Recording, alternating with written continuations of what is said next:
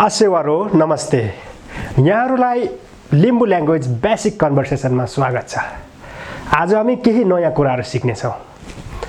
सबैभन्दा पहिला हामी के सिक्ने छौं भने हामी जुनै पनि नौलो जग्गामा गएर बस्यौं भने या हामी नौलो जग्गामा पुग्यौं भने त्यहाँको मान्छेले हामीलाई सबैभन्दा पहिला सोध्ने चीज के हो त्यो हामी सिक्ने छौं। त्यो चाहिँ के हो भन्दाखेरि चाहिँ तिम्रो नाम या तपाईको नाम उहाँले सोध्ने छ। त्यसलाई लिम्बूबाट के भनिन्छ भन्दाखेरि चाहिँ केमिङथे तिम्रो नाम के हो या यहाँको शुभ नाम।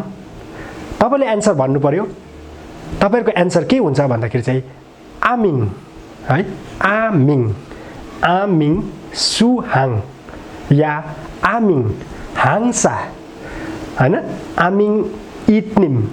जुनै पनि तपाईको नाम के छ त्यो तपाईले भन्दाखेरि मेरो नाम है हाङसा इटनिम तपाईले भन्न सक्नुहुन्छ। त्यसलाई लिम्बूमा चाहिँ आमिङ है, आमिङ मेरो नाम। तपाईको बातमा नाम लाउनुस् त्यो तपाईले भन्न सक्नुहुन्छ। केमिङथे है, आमिङ सुहाङ केम्बारे कुमिङथे। तपाईको बाबाको नाम के हो हैन। तपाईको एन्सर हुन्छ आम्बारे कुमिङ हाङसा, आम्बारे कुमिङ। तपाईको बाउको नाम के छ त्यो तपाईले भन्न सक्नुहुनेछ। तर त्यसपछि डेफिनेटली हैन तपाईको बाउको नाम सोधेपछि डेफिनेटली तपाईको आमाको नाम सोध्छै सोध्छ। तपाईको आमाको नाम सोध्दा कसरी सोध्छ भन्दाखेरि चाहिँ केम्मारे कुमिङथे है, केम्मारे कुमिङथे। तिम्रो आमाको नाम के हो हैन। त्यसैले गर्दा चाहिँ तपाईको एन्सर हुनु पर्यो आम्मारे कुमिङ। तपाईको आमाको नाम के हो त्यो भन्न सक्नुहुन्छ।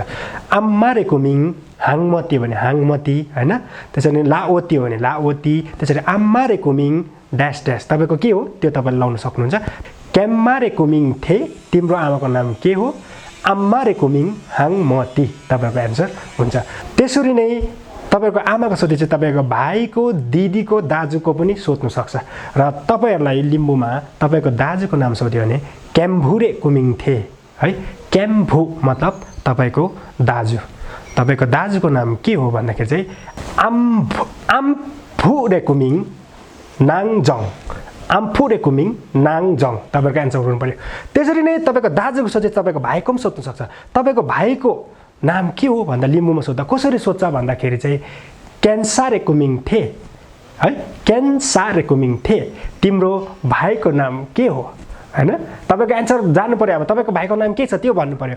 आन्सारे कुमिङ नाजम भनेर तपाईले भन्नु पर्यो। त्यसरी नै तपाईको दिदीको, बहिनीको नाम सोध्नु सक्छ है।